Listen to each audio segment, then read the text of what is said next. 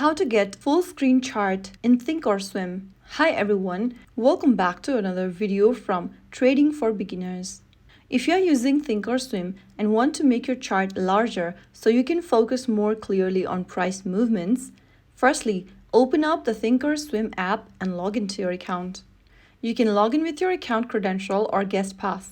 So once you're logged into the home page or the overview page, go ahead and tap on the watch list button and select the symbol you want to open the chart for. To maximize or full screen the chart, tap on this little full screen button right next to the share icon on the right corner. Soon after you do that, you will be able to maximize your chart page. Your chart is now easier to view with more space for analyzing the market. When you are done, you can simply switch back to the normal layout by tapping the full screen icon once again. So there you have it. If you found the video helpful, don't forget to like, share, and subscribe to our channel.